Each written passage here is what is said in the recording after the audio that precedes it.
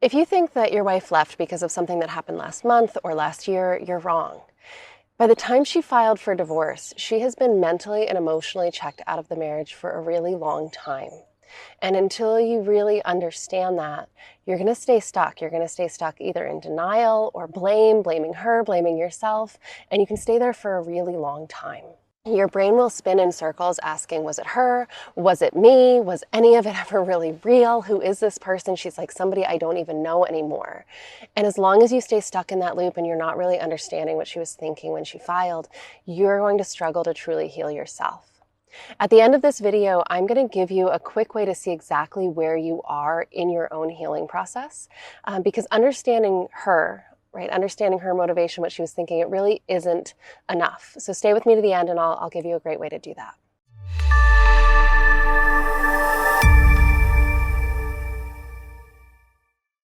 Every day I talk to men who tell me that they were blindsided by the divorce. They say it was such a shock. I never saw this coming. Sometimes they say, okay, maybe I saw it coming, right? Like, actually, we did talk about divorce at one point. We talked about separation, or I know there were some problems in the marriage, but I just didn't think it was this bad, right? There weren't big problems. I wasn't cheating. Maybe she wasn't cheating either. There was no major alcohol problems. There was no physical abuse, right? There's no gambling. Nobody lost all of the money. You're like, there's none of these huge issues. So yeah, even if it wasn't perfect, well, what marriage is perfect, right? No relationship is perfect. And so many of the men I talk to, they say, yeah, we had normal relationship problems like everybody else does. How did we get to the point where it's a divorce? And I really didn't see this coming. And then when it happens, their wives or their soon-to-be ex-wives seem so different, right? All of a sudden she asks for a divorce and it's like she's a different person. She's cold. Maybe she's cruel. Maybe she's mean. Sometimes she just shuts down and it's like the woman that you knew, the person that you connected with, that you built a life with, has just vanished and you don't know how to find her. So how can she just flip the switch like that? Here is the key to understanding this transition. It wasn't a suddenly flipped switch. That's what it feels like to you. But that's not actually what's been happening on the inside for her all of this time. This actually wasn't a sudden change for her. Now, there are a few circumstances where this does not apply. I have a number of clients whose wives have actual mental illness. There's a whole variety of factors that can be involved there. Bipolar is a big one. And sometimes there's other actual mental illnesses going on. Dementia is another one that I see quite commonly. So in those cases, there can actually be a very sudden switch. That's not what we're talking about in this video. In this video, we are talking about the marriage that it wasn't perfect, but it wasn't that bad. And then all of a sudden one day she decides she wants out. She doesn't want to work on it. She doesn't want to go to counseling with you. Or if she does go to counseling, she's like not really trying, right? It's very half-assed on her side. We're talking about those kinds of circumstances, not one where she has a clear and diagnosed mental illness. All right, so I'm saying that what feels really sudden actually wasn't sudden at all. What did that look like, right? For her, leading up to the divorce, if you really want to understand what she was thinking, we've got to look at her mindset. That's going to be triggering for some of you. So take a deep breath with me. Big inhale, big exhale. Talk to my clients. I ask them to breathe all of the time because breathing is the fastest way we have to access our autonomic nervous system. It's the quickest way we can help ourselves regulate when we feel triggered. So take some deep breaths because we're going to go and look into her mindset during this divorce process. She didn't just wake up one day and say, screw this, I don't want to be here anymore. She has actually been going through a process.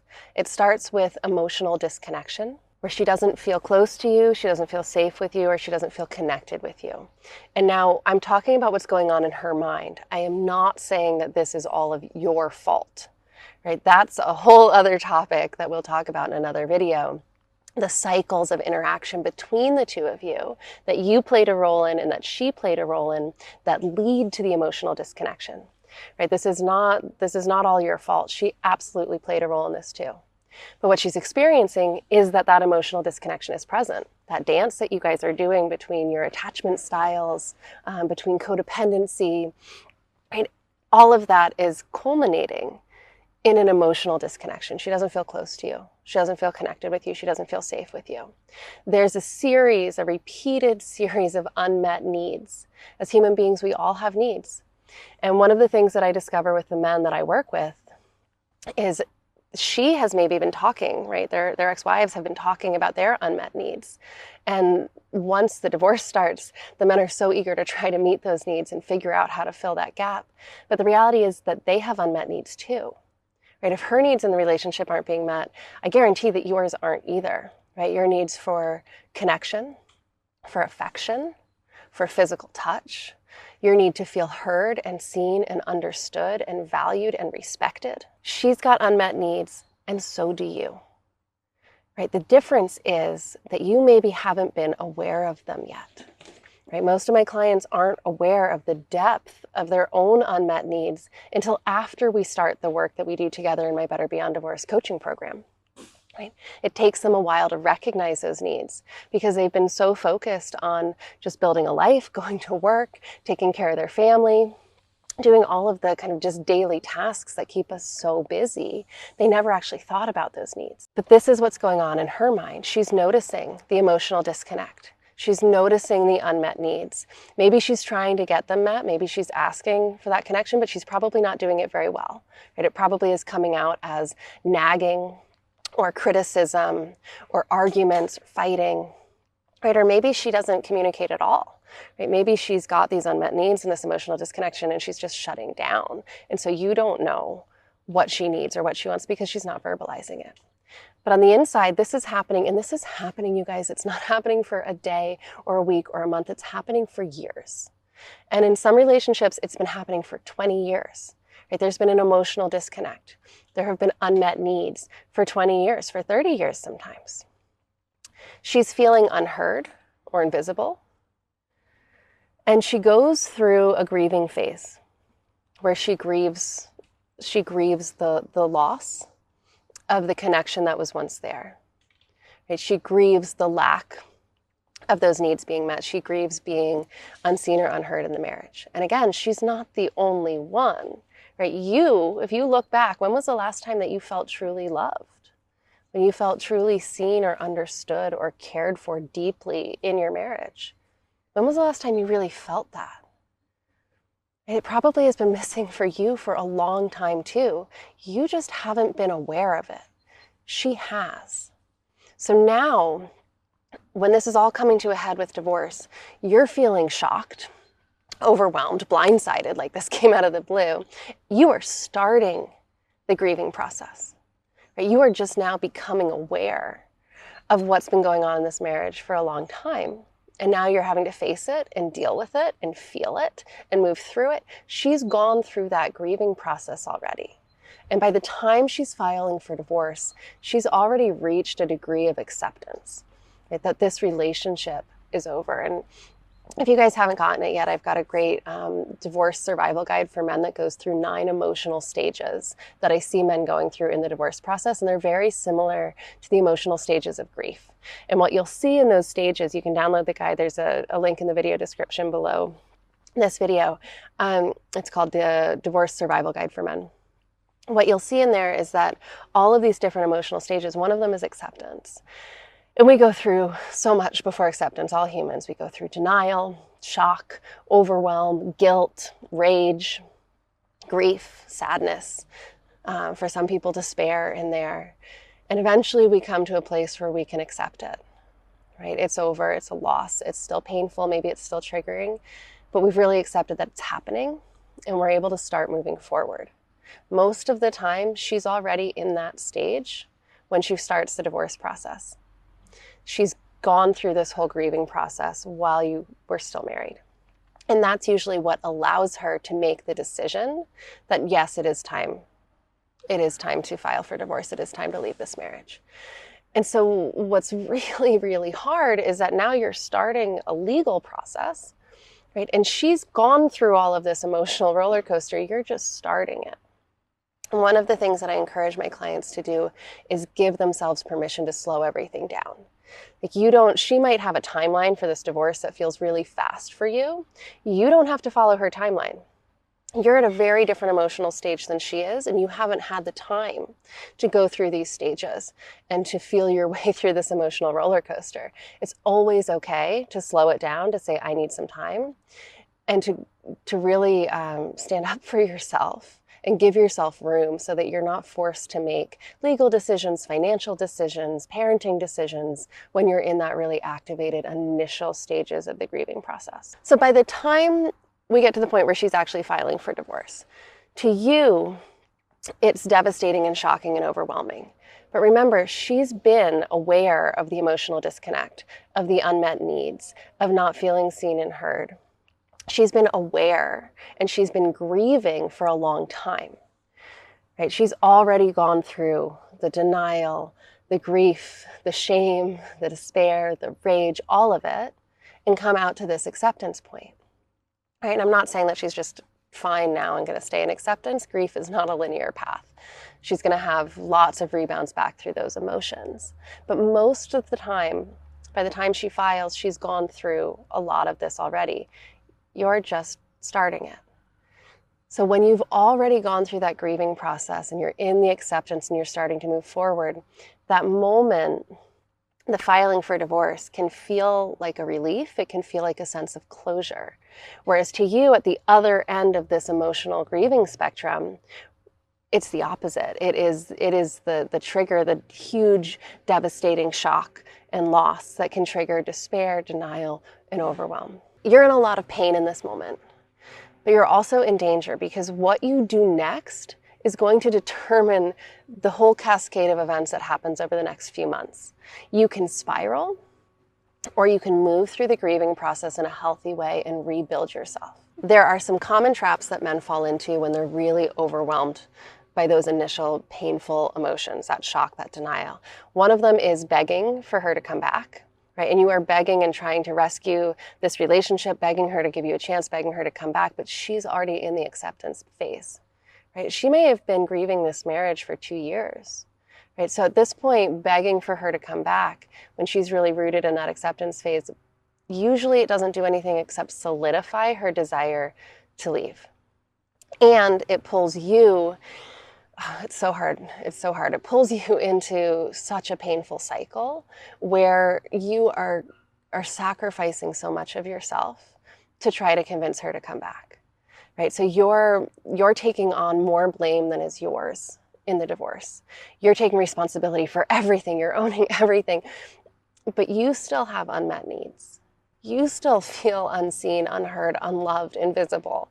That you have this emotional disconnection with her, from her, right? And so when you're in that begging her to come back and she's already in acceptance, it's really brutally painful because you're giving away so much of your own agency, and you're taking too much responsibility, right? This is not all your fault. She played a role in this too. Your needs matter also, right? So that's a huge trap that I see men falling into, and it just, it can lead to a really big downward spiral of despair. Another common trap is jumping into dating too soon. So you're like, okay, this is too much, this is painful, and you go and you look for that validation, that love, that respect, the passion, the connection. You go looking to feel better, to feel important, to feel like you matter, and you are using dating or sex or other women to feel that. And that's a really dangerous path to go down. At best, you end up in a relationship that is very much rooted in codependency, but at worst, you're going to experience moments of rejection that are going to be even more devastating because you're in a fragile emotional state, or you're going to cause harm to somebody else because you're entering into that relationship honestly for very selfish reasons, right? To regulate your own emotions, to build your self-confidence. And it's not a very healthy foundation for any relationship. So you can get hurt, she can get hurt. And a lot of men get caught, again, into a spiral, right? They jump into dating, it's too soon, they're using dating for the wrong things, for the wrong reasons. There's rejection, there's pain, things don't go well. And then they go even deeper into that despair cycle. There is another trap that sometimes happens, but honestly, if you're watching this channel, it's probably not you. Sometimes people deny their role. right? You might actually see this behavior in your ex-wife, saying that it's all you and she's not taking any responsibility. What I find, though, is that most of the men I work with fall into that opposite trap, where they take too much responsibility. Like, yes, you played a part in the cycles of interaction that led to this divorce. You played a part in the emotional disconnect, in the unmet needs on your side and hers, but it's not all you. You didn't create all of this. It was cycles of interactions between the two of you where you triggered each other, where you didn't understand each other, where you missed each other, where you hurt each other. And that is on her as well as on you. So please don't fall into that trap of saying this is all my fault, even if that's what she's saying. They're both are traps that are going to limit your healing. Whether you deny your role entirely and completely blame her, or blame yourself entirely, both are very far from the real truth of things, and they'll keep you from moving forward. The final trap is getting stuck in bitterness and blame. It hurts. What you're going through hurts. It feels like a massive betrayal. And the pain of it is really exacerbated by the gap in where you guys are in the grieving process. Right? So if that grief is like a spectrum, and this is just a model, you guys, grief is a funny thing. It comes in a lot of waves and from a lot of different directions. But there are phases that we move through, right? There are all of those different emotional experiences ultimately getting to this place of acceptance. And yes, sometimes we come back through. But it takes time to move from the denial, the shock, the overwhelm, through that grieving process to acceptance. It's going to take you some time to get there. And so there's this gap between the two of you right now because she started that grieving process sooner. She's either in acceptance or a lot closer to it than you are at this stage. And so that gap, just in your timeline of grief, that contributes, it makes it, the betrayal feel even more massive. Because the brain kind of thinks that you're in the same place emotionally. And if you're just finding out about this and just realizing it, it's all new and painful and overwhelming, and she seems fine, you're like, oh my, like, who is this person, right? How can she do this to me? How can she hurt me like this? And it feels like she's just overnight flipped a switch and there's this huge betrayal. What's really going on is that you're in a different place in that grief timeline. Right? And so you can't really compare your emotional experience to what she's feeling right now. If you go back in time 2 years, 5 years even maybe, to the point where she started that grieving process and compared how she felt then to how you feel now, you're going to find a lot more common ground. Right? But that timeline is different. So let's talk about what you do next. Let's talk about recovery. Guys, it's not about getting her back or even getting her to understand where you're at or how you're feeling. It's about getting yourself back. You can't change what has happened. You can't go back in time, fix those cycles. You can't change her grieving process. But you can determine how you move through yours. A lot of the men I talk to think that time will heal them. They'll say, I think I just need some time. I know in time it will get better. Please, that is the biggest trap of them all. Please don't fall into it. Time will not heal. It's not by itself. It's what you do with that time. Healing is a decision. And it has to start with getting some clarity on where you are so you can understand what you need. Right? Your grieving process, her grieving process probably took years. She's probably been grieving the loss of this marriage for years. Your grieving process does not need to take years. For you to get to a place of acceptance and wholeness, where you feel calm and clear and capable and confident and able to move forward with your life, we don't want that to take years. And if we wait just for time to do that work, it's going to. And honestly, sometimes it doesn't. I have so many clients who have been divorced for 5 years, 6 years, 12 years, right? And time hasn't fixed it for them. Right? So healing is a decision.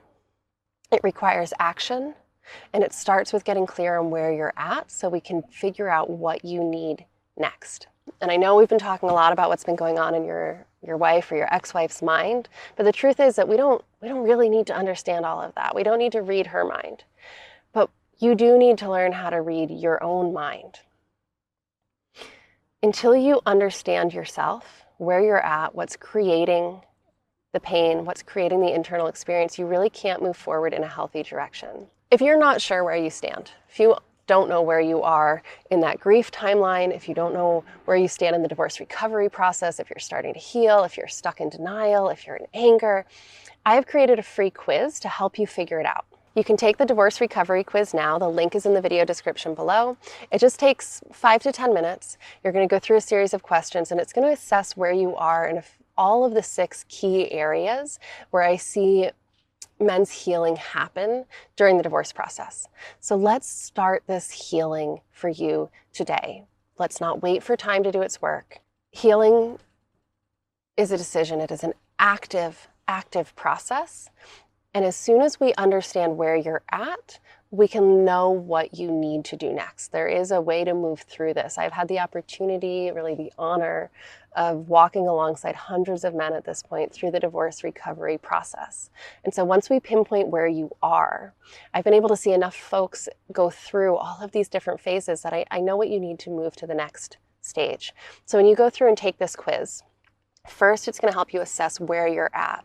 And then based on the results, I'm going to give you really customized and specific advice on what steps to take next. So go take the divorce recovery quiz now. The link is in the video description. And let's start taking action to help you heal. All right, guys, I'll see you on the other side of the quiz.